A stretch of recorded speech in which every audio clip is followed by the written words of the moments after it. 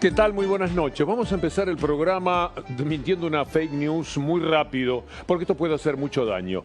Presten atención a lo que publicitó Diego Guelar, un hombre que ha sido diplomático, un hombre importante, que no le puede poner la firma así como así a lo que sea. Debe haber estado convencido de que esto es verdad. Mire cómo prosperan las fake news, aún en personas preparadas que tienen poco también la obligación de chequear. Miren lo que dice ahí. No vamos a dejar, según señala este texto atribuido a Máximo Kirchner, no vamos a dejar que manipulen la excelente gestión con mentiras como la del padre e hija con supuesto cáncer en Santiago del Estero. Esta barbaridad apareció, retuiteó o la tuiteó por su cuenta Diego Guelar. Al rato, cuando aparecían algunas discrepancias, dijo, bueno, que lo desmienta Máximo. Esto me parece tremendo, aunque lo quitó inmediatamente Diego el tuit en el que decía que Máximo tenía que salir a aclarar él que no era verdad esta brutal manipulación de fake news. Por último, pidió disculpas. Podemos ver a Diego Ramiro Guelar en el momento en el que dice que se disculpa. Está bien, siempre se acepta. Podemos ver la manera en que terminó el episodio. Pero como esto es lo que va a prosperar y no la desmentida, no el reconocimiento de Diego Guelar de que se había equivocado en el dato que había recibido, queremos empezar el programa por esto. Así vivimos. Esto es lo que se hace con una fake news, complicar a una persona pública como Máximo Kirchner con una mentira que es brutal, algo que no tiene ni pies ni cabeza, que no puede ser cierto. Guelar, por experiencia, ya es una especie de reproche que le hacemos. Tendría que advertir que esto, desde el punto de vista político, es inadmisible que alguien lo diga. Mire, si lo pensara, que sería también un disparate, no lo diría. No hay manera de que esto pueda prosperar. Bien, este es el comienzo de nuestro programa. Aquí está Diego. Errar es humano, no te preocupes, porque arriba dice, yo hago lo que se debe hacer. Borrarlo y pedir disculpas. No, lo que se debe hacer, Diego, con las disculpas y la aprehensión que esto provoca, lo que se debe hacer es chequear un poco más. Es saber algo más, es discutir con lo que uno ve. Este es un tiempo de brutalidad para las mentiras, en la que todo pasa por esta intención de dañar políticamente a las personas. Entonces, ¿yo hago lo que se debe hacer? No, porque no es borrarlo y pedir disculpas, es no publicarlo. No publicarlo hasta estar convencido, hasta estar seguro de que es así. Tenemos responsabilidades públicas, los hombres que tenemos alguna difusión de lo que hemos hecho en nuestra vida. Después alguien le dice que errar es humano, no te preocupes, todos los odiadores kirchneristas aprovechan los errores para darte sin piedad. Es insólito, yo no tengo ninguna impiedad ni ningún motivo para sentir semejante sentimiento, pero sí quiero salirle al cruce muy rápidamente, porque mañana esto prospera, lo retuitearon otras personas, decenas de personas seguramente, y a esas personas no les va a dar por pedir disculpas, lo van a dejar, porque la intencionalidad es esta. Y el tema inicial que teníamos antes de esta fake news es la pelea, la batalla cultural que significa discutir por el Estado. Queremos un Estado que se ocupe de los sectores medios y de los más vulnerables y que por lo tanto tenga que ser un poco más agresivo en materia de impuestos, siendo que el Estado argentino es de los menos agresivos que hay en el mundo. ¿O tenemos que tener un Estado pequeño, un Estado que sea apenas una escribanía para darle vía libre a los negociados que hacen las corporaciones? Esta es la pelea. El diario La Nación ha salido muy rápido hoy a hablar del gasto del Estado, siempre contra esto. Las empresas públicas necesitan 557 millones por día para funcionar. ¿En qué piensa usted inmediatamente? En los empleados estatales. Mire esta placa que rápidamente le quiero mostrar, preparada por el CEPA, por la doctora Julia Estrada, pero basándose en el CIPA, que es una información irreprochable. Todos la conocen perfectamente. Mire lo que es la hipocresía para manejar estos temas. Acerquémonos a los números, por favor. En diciembre del 2015, el kirchnerismo termina con 3.124.699. Más cerca a los números. Quiero ir fuertemente con los números, por favor. En diciembre del 2016 ya había 23.000, 32.000 empleados estatales más. Y en diciembre del 2017, 3.200.001. ¿Sabe lo que habían hecho?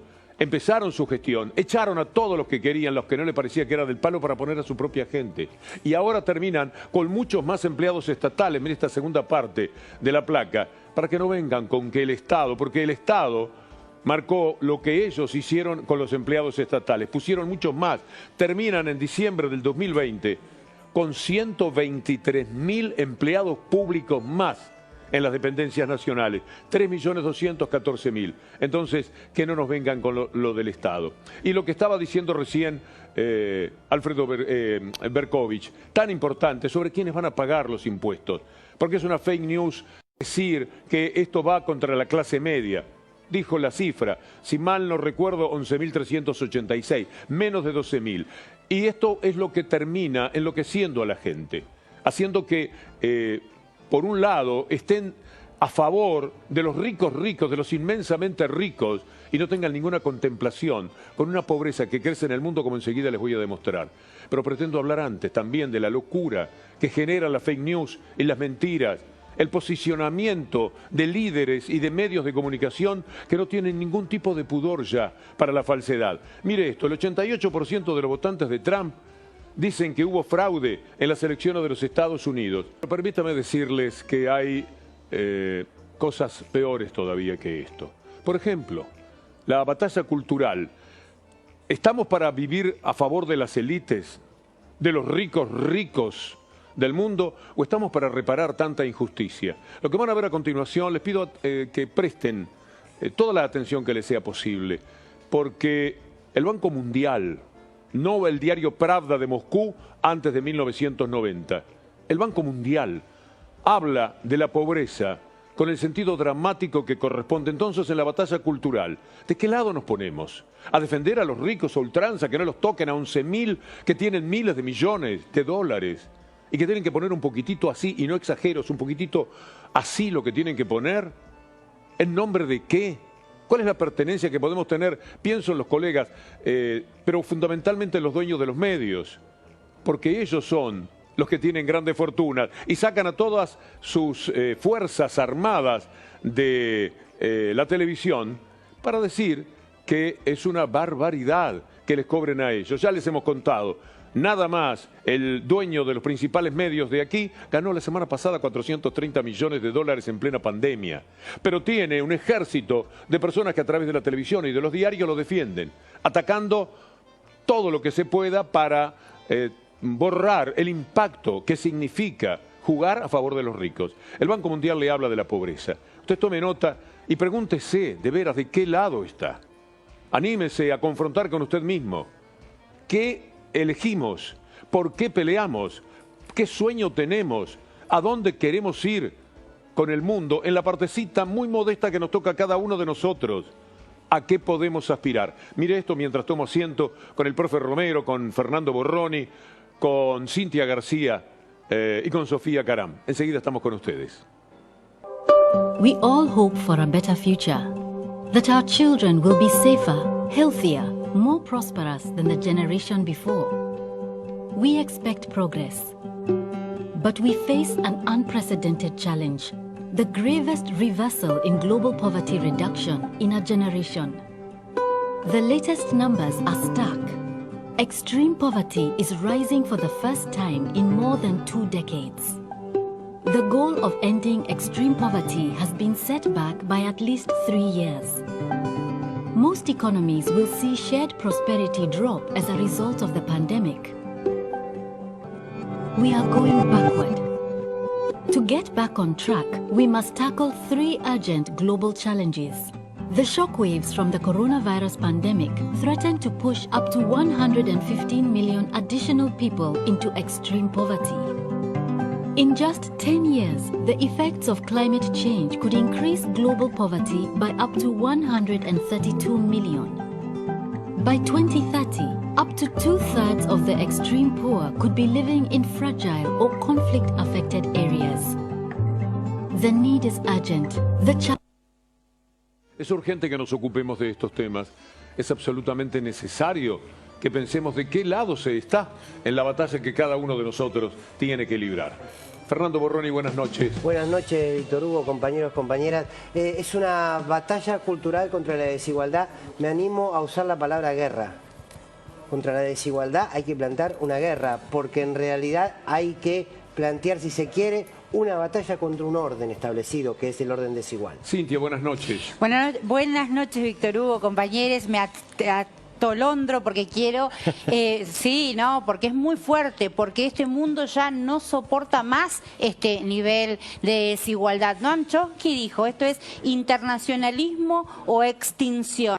Estamos a la puerta de un reloj que está contando los minutos para ver qué pasa con este mundo. Por eso estos aportes, te juro, podría pensar que este aporte a las grandes fortunas es un poquito del poquito del poquito. El mundo está crujiendo. Sí, tendrían que tener un poco de sensibilidad y mirar lo que está sucediendo. Ese informe del Banco Mundial habría que enviárselo a las 11.500 personas que van a tener que pagar el impuesto del que hoy, como dijo Alfredo, tenemos un dictamen favorable. Sofía, buenas noches. Buenas noches, Víctor Hugo. Buenas noches para todo el mundo. Así es, lo venimos diciendo siempre. El problema es la pobreza, pero sobre todo el problema es la riqueza y la concentración. Y el problema, si vamos a la situación más doméstica, si se quiere, hablamos más de cabotaje de lo que pasa en la Argentina, es la justicia. Y hoy no se pierdan esta batalla cultural, porque respecto de la justicia, primero que hay novedades importantísimas en el juicio a Cristina Kirchner. Segundo, todo de la mano, el lawfare y la justicia en la Argentina y lo que tiene que cambiar,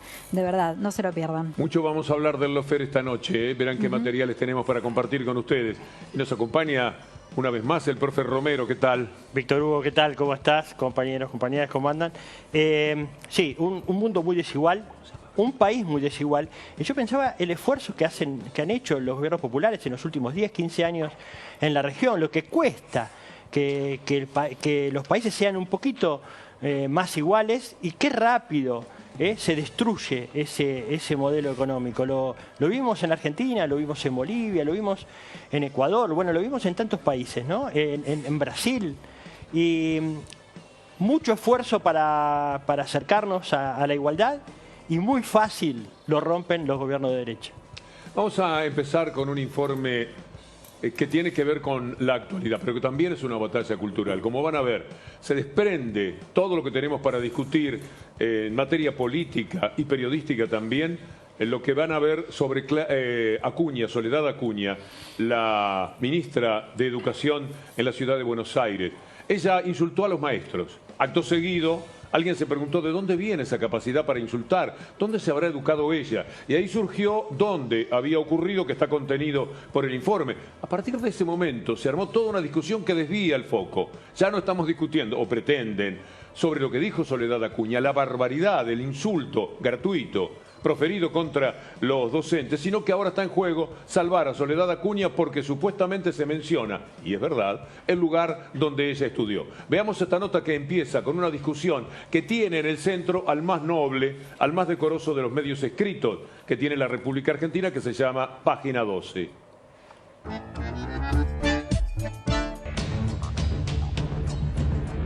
Era el colegio alemán de Bariloche, Primo Capraro, donde se formó la ministra de Educación porteña, que estigmatizó a los maestros y maestras como pobres viejos militantes y fracasados. Esa escuela estuvo liderada por el ex criminal de guerra nazi Erich Kriepke durante todo el paso de Soledad Acuña por la institución. Esto no implica una deducción lineal. ¿Vieron la tapa de Página 12? Sí. La vimos, tremenda. No, a ver, con todo respeto, están locos. Que alguien crea que se pueda en el debate político argentino tirar por la cabeza al nazismo. Son un ejemplo de fanatismo militante y de fake news que potencia el odio. ¿Cuál es el límite, no? ¿Hasta dónde se puede llegar con tal de hacer daño? Esto es xenofobia pura, ¿no? Me parece, ¿no? Fue una canallada en términos periodísticos, por donde se mire. Pregunto de nuevo, ¿están locos? Vincular a Soledad Acuña, la ministra de Educación, a mi entender, corajuda, valiente, es un escándalo, es vergonzoso, es banalizar el holocausto. Es demente. O sea, aparte, banalizar, minimizar el holocausto. Ofende a todos los argentinos y que frivoliza, banaliza y por lo tanto vacía de contenido el holocausto. Hay 6 millones de personas que deben estar escandalizadas, que fueron los asesinados en las cámaras.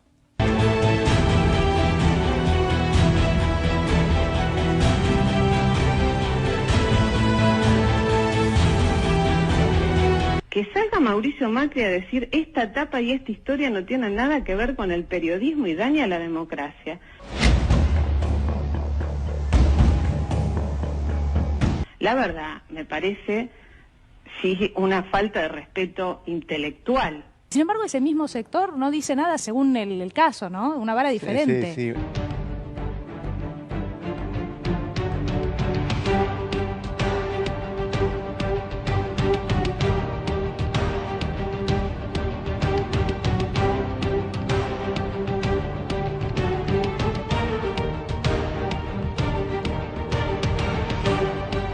De hecho, hasta el día de hoy, las palabras que se utilizan cada vez que se habla de Cristina... Y hay que decirlo con todas las letras, el gobierno de Cristina Kirchner fue un gobierno nazi-fascista. Fernández Sagasti es como un soldado de Hitler, es como un soldado de Hitler. Yo creo que hace más de 10 años definía el kirchnerismo como una forma de stalinismo débil. ¿La Cámpora es nazi? No, todo el sistema kirchnerista es nazi. Banalizar, minimizar el holocausto. ¿Usted oyó hablar del Ministerio de la Venganza? Es lo que siempre ha pasado. A ver, Stalin mató a 20 millones de tipos y todos los que estaban a su alrededor murieron todos. Son grandes creadores del relato, te dicen cosas que te las instalan. Es que la moda y hacia Hitler. Hemos estado 20 años sometidos a entiendan lo que digo, ¿no? A una ideología nazi-fascista venezolana.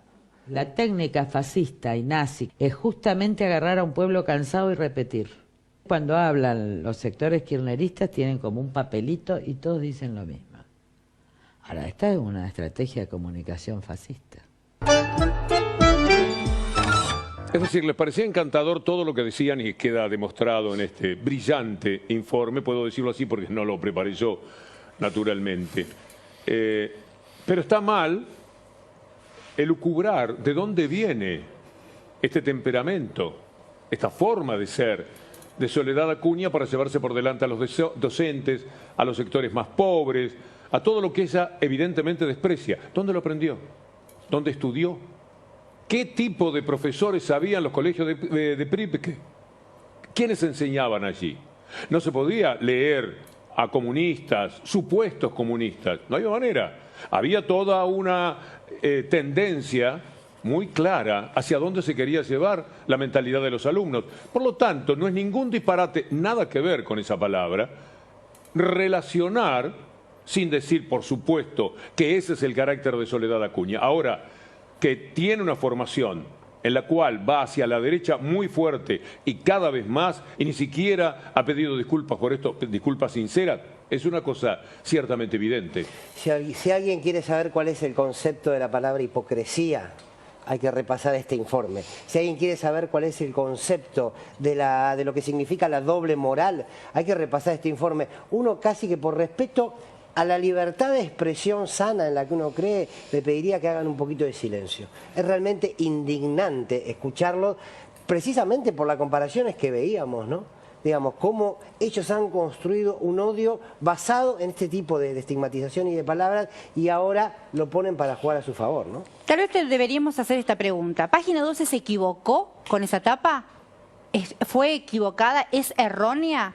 A los adoradores del mérito, ¿cuáles son los méritos de Soledad Acuña? Es interesante escucharla además a Nora Beiras explicando las razones de esa tapa de Página 12. Ahora, vayamos un poquito más al fondo. No nos quedemos tan solo con esta tremenda doble vara, Víctor Hugo, compañeros. Acá hay una matriz.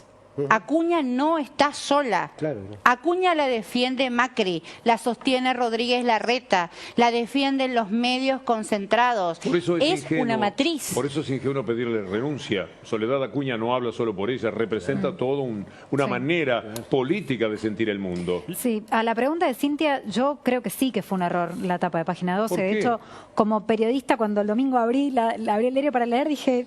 O sea, me llamó mucho la atención la nota. Cuando voy a leer la nota, la misma nota desmiente lo que sugería la tapa. ¿Cuál parte de la nota? La misma nota desmiente lo que sugería la tapa y que es que había una línea entre... O sea, la tapa te sugiere que hay una línea entre lo que piensa Soledad Acuña con el lugar en donde estudió.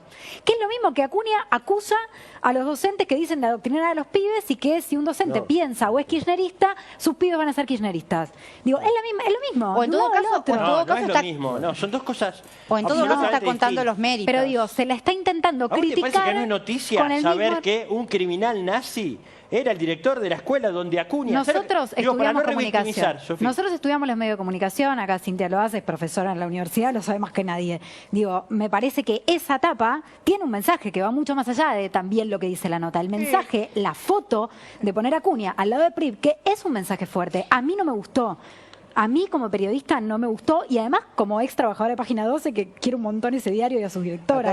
Sí, pero acá hay otra cosa que me parece que hay que separar. Yo creo que la tapa lo que hace de alguna manera es mostrar un hecho de la realidad. Se formó en esa escuela, no se formó. ¿Sabes cómo empieza esta historia? Esta historia empieza ahora, sí, está bien. Yo tuve 5 pidiéndole años. al equipo de producción, al día siguiente, quiero saber dónde estudió Soledad Acuña. Yo lo que buscaba era una maestra o un maestro de Soledad Acuña, a ver cómo se sentía ante el desprecio que ella tenía. Y me llegó la información de que había estudiado allí, y lo dijimos 4 días antes. Y la asociación es pertinente. Todos somos la consecuencia de una cuestión cultural. Esa marca que hay adoctrinamiento en las escuelas, que no es verdad. Pero supongamos que lo hay. ¿Y ese qué tipo de adoctrinamiento recibió en ese tipo de colegio?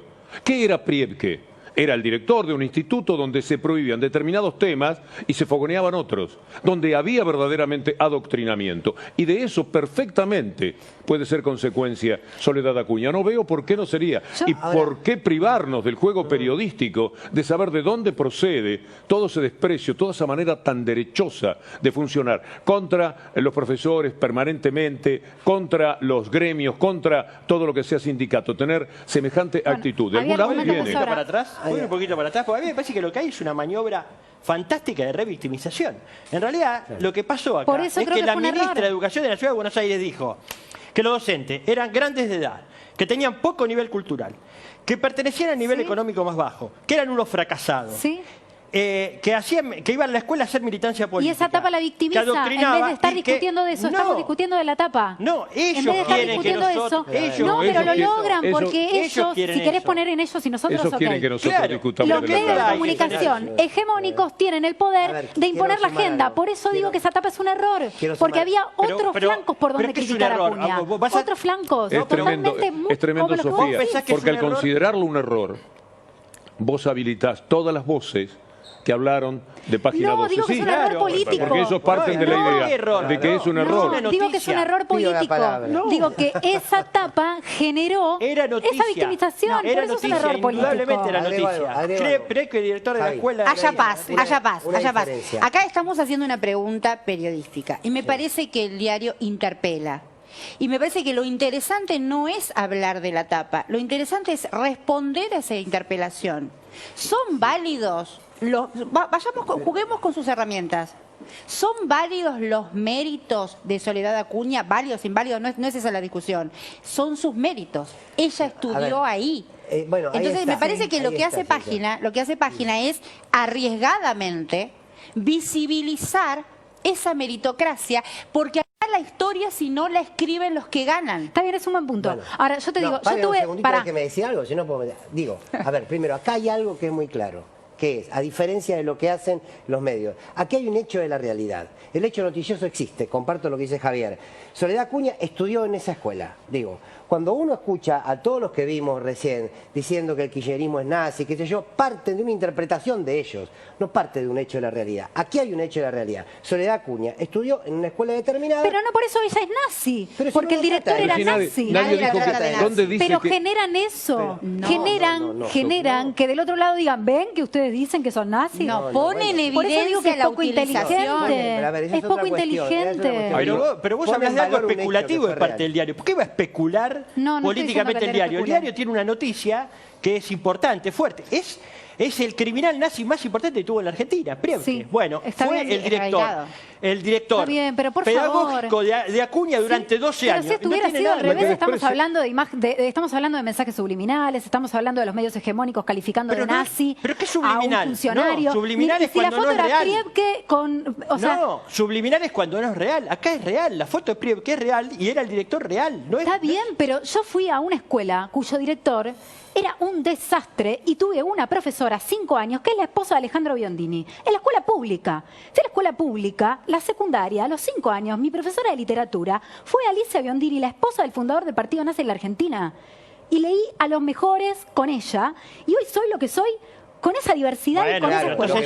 Bueno, pero entonces me van a poner mi foto al lado de Alejandro Ahora, si Biondini. pensaras como piensa Soledad Acuña, sería perfectamente entendible que vos pensaras como Soledad Acuña por haber tenido a esa persona. Si ella es influenciable y yo no. Dejando terminar lo que se Perdón. dice. Si la señora de Biondini piensa como Biondini y ella fue tu maestra, cuando vos pienses de derecha, cuando vos pienses el horror que piensa o que le tira encima a los docentes Soledad Acuña, yo no dejaría de asociar, pobrecita, viene de ese lugar. Yo tomo esto porque ese es el punto, Víctor Hugo, estoy de acuerdo. ¿Por qué?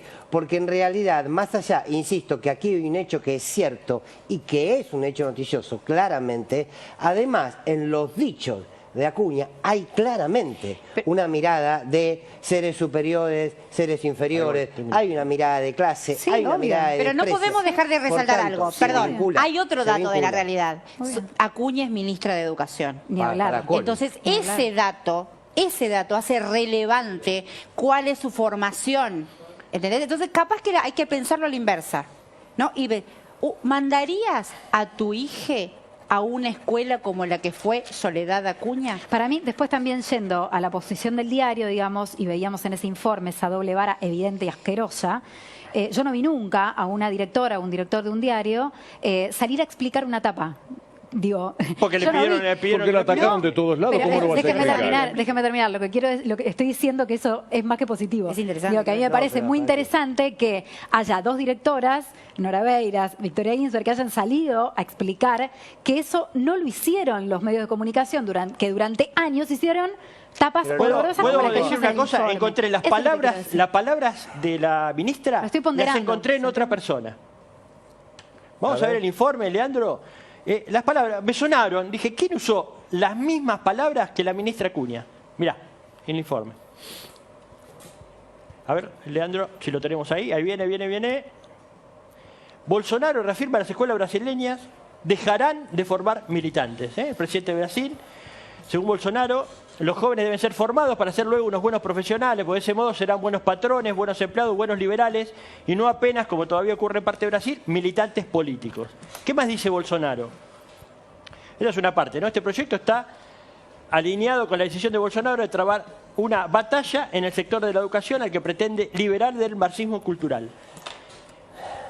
Piensa, no, es más larga la nota, ¿no? Pero desgrana el mismo modelo de pensamiento Bolsonaro a que cualquier medio de cualquier lugar del mundo dice el gobernante de ultraderecha Bolsonaro. Acá no dijeron nunca que Macri era ni de ultraderecha, ni de derecha, ni... Bueno, Acuña es una ministra de ultraderecha, no hay ninguna duda, y si vos repasás lo que dice, te das cuenta cuál es su postura con respecto a los trabajadores. Si es de ultraderecha, porque ella lo tiene en su ADN, pero también existen más posibilidades de que sea por lo aprendido, por la cuestión educacional que tuvo en su vida. Ella siguió determinados parámetros, determinados ejes educacionales. Piensa muy parecido a cualquier persona que recibe ese tipo de educación. Ahora, dos cosas. Primero, en relación a la aclaración de Nora, de Nora Beiras, creo que nadie puede poner en discusión lo que significa Nora Beiras. La ética de Nora... Ni lo menciones. Digo, está fuera de discusión, precisamente habla por la característica propia de una profesional como pocas. Pero además, quiero tomar algo que dijo Cintia al principio.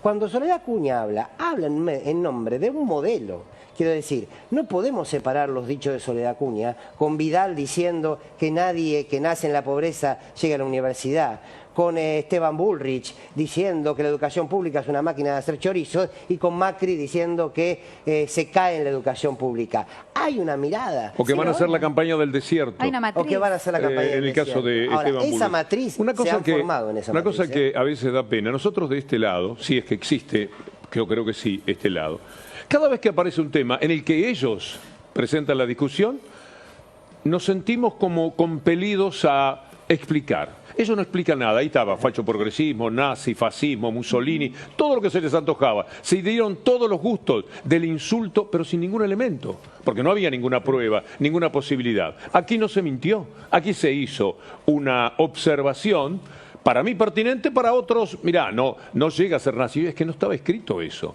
En ningún lado de la nota dice que Soledad Acuña sea nazi. Ni siquiera dice que piensa estrictamente como Priebke. Lo que dice es que su formación puede tener alguna relación con esa posición tan insultante desde la derecha. Y es una matriz. Me parece que hay que reforzar esa idea, porque además seguramente hay un sector de focus group que le viene bien estas declaraciones porque no bajó. Redobló la apuesta. Obvio, ¿no? Hoy lo hizo. Bueno, hoy volvió a atacar a los docentes, hoy volvió a decir a Acuña que no se debe aceptar la militancia en las escuelas, que no se debe aceptar el adoctrinamiento en las escuelas, que hay algunos docentes que lo siguen haciendo. Hay que pensar qué es militancia para Acuña. Claro. ¿Cuál es el concepto de militancia? Que no estén todos... Yo creo que hasta Mitre se horrorizaría de esta situación. Pero no tiene sentido lo que ni dice... Sarmiento, ni Mitre. O sea, niegan las versiones de la historia. Ellos piensan así. Bueno, sindicato es un poco de izquierda. Izquierda tiene profesores y maestros que están dentro de esos sindicatos o que responden a los mismos. Por lo tanto, cuando enseñan, van a hablar desde ese lugar, desde el lugar de bajar línea desde el punto de vista ideológico. De ninguna manera tiene por qué ser así. Pero si Soledad Acuña tuviera una cuota menor de hipocresía en el manejo de la cosa política, debería recordar lo que ya le hemos mostrado varias veces en C5N. Macri diciéndole a los alumnos un 20 de junio, el Día de la Bandera, sí se puede, arengándolos a que dijeran sí se puede, que no había ideología ahí. Claro. ¿Y cómo puede decir sin pruebas de que hay maestros y profesores que bajan línea, cuando ellos lo hicieron desembosadamente a la vista de todo el mundo? Quieren verlo un instante, nada más porque es un episodio recordado. En el campo, juntos se va más lejos. Claro que se puede, claro que se puede. No escucho, claro que se puede.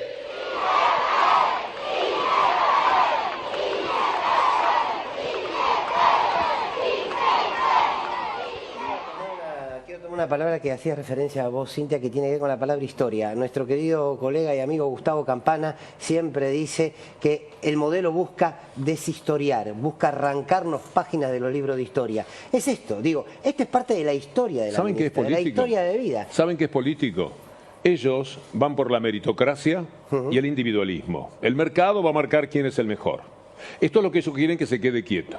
Un maestro que viene y habla de humanismo, de respeto, de colectivismo, del cariño por los compañeros, etcétera, es subversivo. Es subversivo para la manera que ellos tienen de pensar que el mundo debe ser un canto al individualismo y una permanente devoción por la ley del mercado. De peronismo. Imagínate hablar de peronismo, pero aparte me parece que acá hay algo muy grave, ¿no? Que completa lo que están diciendo y aporto. Llama a la delación.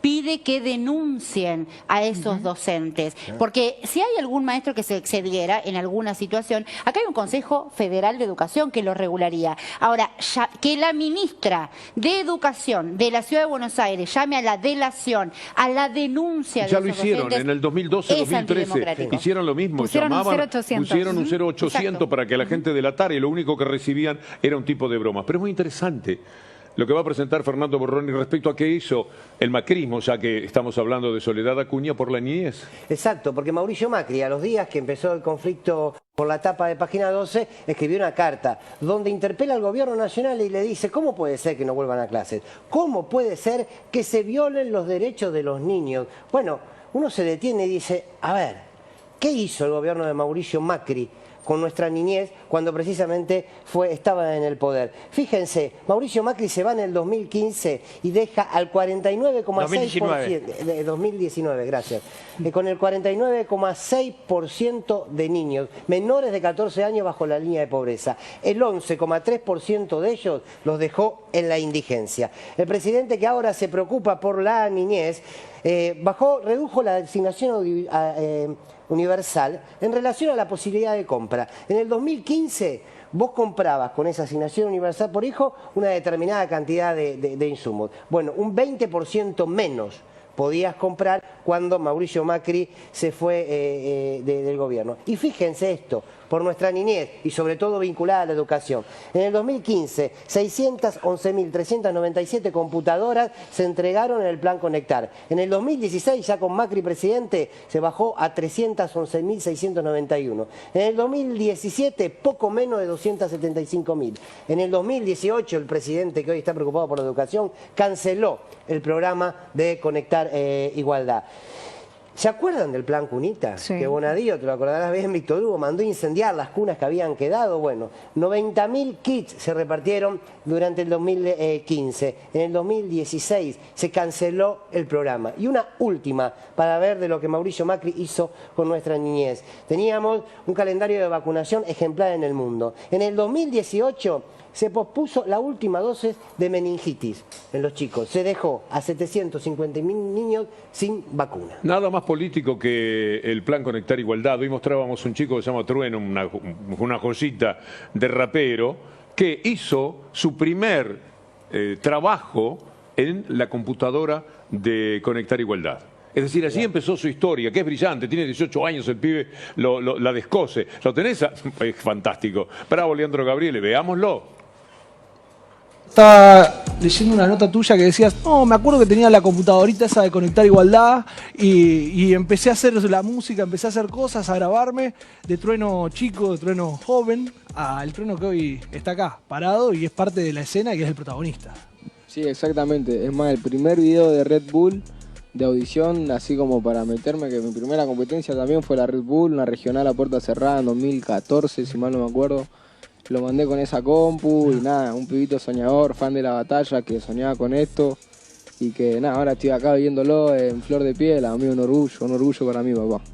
Muchos raperitos que se me come la movie son actores de reparto. Vos solo decime cuándo y cuánto, vos decime cuánto. Si una vez me caigo 4 veces me levanto. Yo, no son pa' tanto. Toda Argentina esperando contrabando. 100 pesos a ver, nunca hablando.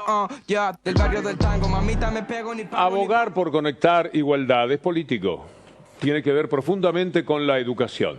¿Es una bajada de línea? Pensar en que Conectar Igualdad ayuda a educarse mucho mejor a los chicos y les da equidad y les da igualdad. Bueno, esto también sería político. No hay una manifestación de ningún maestro, de ningún profesor que no tenga un contenido político. Lo que no les gusta es que el contenido político sea humanista, que el contenido político hable de los valores, del colectivismo, del compañerismo, del respeto por el otro, de no discriminar. Todo esto, dice un maestro, es político. Por supuesto que es político frente al pensamiento de Soledad Acuña y de todo el PRO. Terminemos con Soledad Acuña, pobre. De todo el PRO piensan como ella. De ahí que sea una ingenuidad pedir la renuncia de Soledad Acuña, porque sería como despojarse de una parte de lo que ellos mismos son. Tenemos que ganar un poco de tiempo porque nos fuimos largo con esta conversación, ¿eh? No pudo este tema. Puedo decir una cosa chiquita, pero fíjate, ¿no? El plan de Macri fue desconectar igualdad. Sí. Es verdad. Bien, profe. Vamos a este informe. Lofer. En estos días, la Sala 1 de la Cámara de Casación tiene que definir una posición respecto a la legalidad, a la constitucionalidad de la famosa ley del arrepentido, que fue hecha a medida del lawfare. Esa mentira llamada lawfare, que sostiene que hay una conspiración entre jueces y periodistas para perseguir a los líderes populares. Ella dice, los medios periodísticos acusan y prácticamente escriben la sentencia y los jueces firman. Eso le llaman lawfare. Lawfare es la palabra, lawfare, grábatela, lawfare, el nuevo nombre de la impunidad acá. Yo creo que Macri se equivocó el año pasado cuando decidió, por una cuestión política partidaria, que Cristina no tenía que ir en cana. Eso hubiera sido, y lo escribí, se lo dije a él, eso hubiera sido un punto de inflexión en la historia argentina. Nos damos cuenta cómo se construyó un sistema para involucrar a Cristina en esas causas. Yo mucho antes de mi acercamiento a Cristina planteé las barrabasadas que estaba haciendo la justicia. La causa Cuadernos se va a expedir la Cámara de Casación Penal respecto de la ley del arrepentido. Esto puede ser el fin. Hablas de medios. Me acuerdo, hubo medios que estuvieron 1 año y medio todos los días titulando sobre las falsas fotocopias de los cuadernos. La causa Cuadernos de las Coimas, que generó muchísimo revuelo, que ya se está replicando en todos los medios. Bueno, vamos a arrancar con el tema de los cuadernos de la coima. Así se está llamando esta causa, que es un escándalo verdaderamente. Una causa como la causa de los cuadernos en la que la propia Cristina Kirchner está acorralada. Te has transformado en uno de los periodistas que creo que ha hecho la denuncia más importante en los últimos tiempos con respecto a un hecho de corrupción que no sabemos dónde va a terminar. Bueno, Diego, sos el astro de la Argentina. La mataste a Susana Jiménez, a Tinelli, a Mirta Legrand, porque todo el mundo habla de vos. Bueno, ahora se están viendo los frutos. Esto es una revolución, querido. Es histórico esto que está pasando. Vos ganaste el premio por la investigación del diario. Así es. Todos aportaron a una investigación que en algún punto, durante mucho tiempo, se comió la agenda informativa. Esa gran truchada la apoyaron ¿en qué? Básicamente en declaraciones de arrepentidos. Declaraciones que fueron arrancadas, ese es el término, a través de la extorsión. Por la asociación ilícita que integraban Bonadío, Stornelli. En el caso de Bonadío, digamos, es increíble. Yo tengo testimonios de empresarios que dicen, cuando empiezan a declarar, le dicen pare, y que en realidad el único objetivo es que Cristina vaya preso, pero nadie más. Se sabe lo que ha sido denunciado hasta el hartazgo, de que repartían sortijas y que había extorsiones y que le decían, bueno, si apuntás para arriba, si apuntás hacia Cristina, dormís en tu casa, y si no, te quedás en Alcaidía. Todo el mundo sabe que se han seguido rigurosamente todos los pasos de la ley. No se ha tocado nada de ese poder. Ese poder existe, están intocados todos los que lo hicieron, ¿no? El poder de los medios está intacto y la estructura judicial en la cual se produjeron esos escándalos con espías y todas esas cosas raras, y funcionarios, y jueces, y fiscales, esas asociaciones ilícitas siguen vigentes. Muy bien, Zaffaroni, en el informe, porque fue uno de los primeros en decir que la causa de Cuadernos tenía vicios de nulidad, que era una persecución. Pero yo quiero agregar que esto no arrancó con la causa de los Cuadernos. Esto arranca con la detención ilegítima de Milagro Sala, que fue el laboratorio, el tubo de ensayo que después se replicó para perseguir a Cristina Kirchner, a exfuncionarios kirchneristas, y recordarles que Milagro Sala sigue presa en Jujuy. ¿Y quién paga los costos, no? ¿Quién paga los costos sociales? ¿Quién paga los costos de haber empujado a la Argentina viviendo bajo los climas de estas causas que se han desmoronado? ¿Quién paga los costos? A quienes la sufrieron directamente, pero también a la sociedad toda. Y tomo la posta de lo que decía Cintia. ¿Quién va a pagar los costos de seguir manteniendo presos, por ejemplo, a Milagro Sala, a Amado Vudú, a Luis Delía? Porque parece que los lawfare ahora empezamos a desarmar los que ya son evidentes. Bueno, hay otros que todavía tienen gente seguro presa. que no los va a pagar ya Cristina Fernández de Kirchner, porque el informe seguramente está realizado antes del mediodía, cuando vamos preparando todo el trabajo. A la tarde nos enteramos de esto, de el sobreseimiento de Cristina Fernández de Kirchner en la causa referida a los cuadernos, así de simple. Bueno, acá está, subsidios a colectivos. Sobreseyeron a Cristina y más de 200 procesados. Se trata de un expediente vinculado a la Casa Cuadernos que llevó adelante el juez Bonadío desde ya y que termina en esto, en nada. Y lo dice el juez Martínez de Giorgi, que no es de los más sospechados, incluso por el periodismo de la derecha. Claro, es el juez que está subrogando hoy el juzgado que dejó Bonadío tras su fallecimiento. 213 sobreseídos, entre ellos la actual vicepresidenta Cristina Fernández de Kirchner. Es una causa conexa, Víctor Hugo, a la causa de los cuadernos. Sabés que Bonadío, parte de su estrategia para mantener viva esa instrucción fue ir desmembrando el expediente.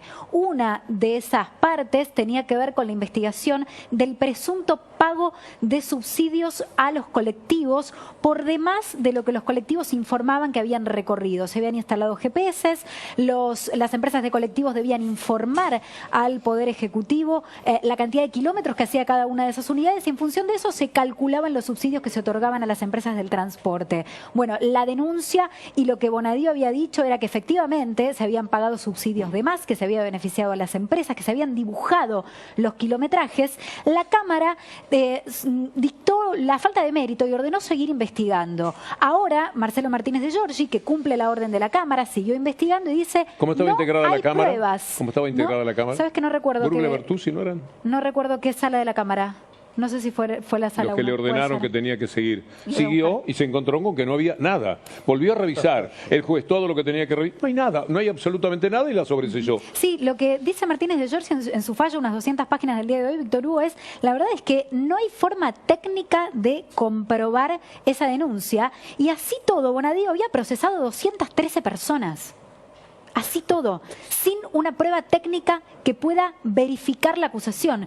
Algo que se repite y se ha repetido en el día de hoy, no sé si tengo un minuto ahora, Lean, para contarlo, pero que se repitió y se viene repitiendo el juicio contra Cristina Kirchner de la causa vialidad. Estamos hablando de la causa, la única que tiene sentada en el banquillo de los acusados a la actual vicepresidenta. ¿Qué pasó hoy? Te digo, Víctor Hugo, un hecho bisagra, un giro total en el juicio. ¿Quién declaró? Declaró Mariano Bianchi. ¿Quién es Mariano Bianchi? Es un hombre de carrera de vialidad, está en vialidad desde 1994 y es quien elaboró la auditoría interna que ordenó ¿quién? Javier Iguacel. Año 2016, corría el inicio, los albores del gobierno de Mauricio Macri. En enero, pocos días después de la asunción de Mauricio Macri, Iguacel ordena a la Dirección de Auditoría de Vialidad que hagan una auditoría interna sobre las obras solamente en la provincia de Santa Cruz. Viajan a Santa Cruz, van a la zona, van al territorio. ¿Qué cuenta hoy Bianchi? ¿Qué dice que es lo más resonante?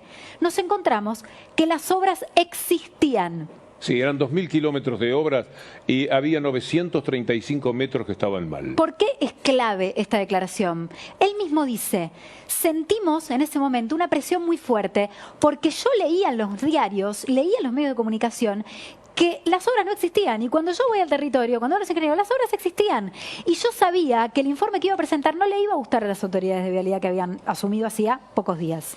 Impresionante este testimonio que te digo quedó resonando en la sala de audiencias vía Zoom y que va a traer mucha cola en el juicio. Todo, hay una frase que me da gracia siempre cuando la dice el Gato Silvestre, además por el gesto. Se les caen a pedazos las causas, pero todos los días sucede que se revise y no se encuentre nada. Solo sirvió para el lawfare, para lo periodístico, para la venta de grandes títulos y para que la justicia, actuando de acuerdo con esos sectores políticos de los medios de comunicación y del PRO, mandaran a la gente presa. Pero nos merecemos un poco de sonrisas también. A ver, profe Romero, ¿qué puede hacer por nosotros? Lo que quiere Víctor Hugo, que se caiga a pedazos, es la moral de los argentinos. En eso están trabajando, están construyendo como pueden. Hay como dos vías que van paralelas corriendo para lograr ese objetivo. Fíjate, básicamente arranca, digamos, elegí a uno por elegir cualquiera, pero esta es la línea. Jonathan Viale, ¿en qué momento la Argentina se convirtió en esta porquería? Argentina es una... Bueno, Feynman dijo que era una mierda, él dice que es una porquería, bueno, todo el tiempo tratando de trabajar esa línea, ¿no? Este país es invivible. Primero dijeron que se iban las empresas y después están diciendo que la gente se quiere ir, que todos nos queremos ir. A ver, vamos a ver un poquito más. Por ejemplo, mirá La Nación hoy, una locura. La madre vivió a Estados Unidos, 30 años después su hija nacida allí elige vivir en la Argentina. ¡Qué locura! Dice que es una locura, que quiere vivir en la Argentina. ¿Por qué una locura? Eso es coherencia. Es increíble. Quiere que nos vayamos. Si alguno dice, no, yo quiero ir a Argentina, es una locura. ¿En o sea, qué solamente cabeza alguien cabe? loco puede hacer eso. Bien. Fíjate lo que plantean, el exilio inesperado de los hijos del 2001. O sea, ya dan por hecho que hay un exilio. La gente se va. La gente se va al exterior, se va al exterior, se va al exterior. Bueno. Y fíjate cómo construyen todos los días. A ver, todos los días dicen qué bueno vivir en este pueblito del sur de Italia, qué bueno vivir en Grecia, qué genial vivir en Tailandia. La Nación fue esta semana con vivir en Omán. Qué raro. Como argentino llama la atención la inseguridad en las calles. ¿Pero quién sacó eso? Omán, La Nación. Ah. La Nación. Y dije, Así está. Omán. Fui a leerlo, digamos, ¿no? Muchos matrimonios, por ejemplo, son concertados por los padres de los novios, entre otras cuestiones. Claro, qué lindo. es un sultanato. Mirá, el sultán anterior duró 50 años en el cargo. No. 50, digamos, por eso no, porque acá no hay república, en Argentina no se puede, que hay reelección. 50 años. Es más, 50 años después de hacer un golpe al padre. Lo mandó al exilio al padre. Lo sucede el hijo. Mirá vos, lo sucede el hijo. Están prohibidos los partidos políticos en Oman. Acá hay un problema con la democracia. Allá están prohibidos los partidos políticos. Te huellan ahí. En el caso de los extranjeros, por ejemplo, no se puede tomar alcohol. No se puede tomar alcohol. A ver. Dice, los extranjeros, para tomar una cerveza en tu casa, afuera no la puedes tomar. Si la querés tomar en tu casa, tenés que hacer una carta. No, tu empleador tiene que hacer una carta que la tiene que llevar a la policía, que te pida licencia si le parece. Me quiero ir a Oman. Primer Genial, es billete divino, de no hay avión que inseguridad. haya. Ahí es un país que está buenísimo. La nación dice que es genial ir a vivir. Cuidan la salud de las personas. Dice, el nivel de vida es muy alto. Sin embargo, en este momento la desocupación está en aumento, impulsada. Encima hay desocupación. Te vas a Oman, te quedas sin laburo, no podés Hablas tomar, otro idioma, no tomar podés una salir. cerveza. Ser mujer en Oman te la regalo también, ¿eh? Vamos, te la regalo. te agradezco. Bien. Pero esa es la construcción que hay, es insólito, porque lo que ponen es una imagen divina de uno que dice acá no hay inseguridad. Listo. Con el camello, con el camello, además. De la editora acá, ¿se van del país o los expulsan? 3 de cada 4 argentinos consideran irse del país, dice. Bueno. Esta semana Clarín, a ver, una encuesta de la UADE, yo fui a verlo, la verdad que traté de buscar algún dato, porque dato mata relato, dato, no opinión. La opinión es libre, que diga lo que quiera, pero ¿en qué se basa? Bueno, dice que hay una encuesta de la UADE dada a conocer a fines del año pasado. O sea, es una encuesta que en realidad es del año pasado. O sea, estaba Macri en el gobierno. ¡No! Macri estaba. ¡Ey! Bueno, indicaba que 3 de cada 4 argentinos pensaban en venir a nuestro país. Fui a ver el porcentaje, además. No, dejame un segundito nada más, Leandro, por favor. Porque había un dato que me resultaba interesante, porque no sé si ustedes saben matemática, pero dice, el 75% manifestó la intención de emigrar. Ay, no. El 55% lo está evaluando y un 20% admitió haberlo Pero pensado. que son 150 da. 150. No le toman matemáticas, Clarín, cuando toman los editores. Es insólito. Bueno, está bien, el de la UADE es del año pasado, no sirve. Dice, antes del informe de la UADE, en el Rustang War Monitor, bueno, elaborado por la consultora Rustang, 18 señalaba, el tercer trimestre del 2019, también estaba Macri. No, en el tercer trimestre, en julio del año pasado, estaba Macri, no estaba Alberto, no había pandemia. Es increíble, Clarín titula como si fuera ahora. Vamos a tener que hacer algo con todo el año dice, mirá cómo termina, esta es genial. No, decía Bertolt Brecht, cuando la hipocresía comienza a ser de muy mala calidad, es hora de comenzar a decir la verdad. Es para vos, Héctor.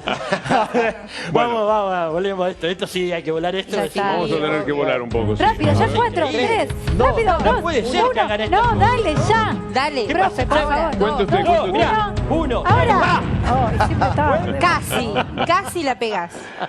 Y nos vamos, los invitamos para el próximo martes en nuestra batalla cultural. Hasta entonces.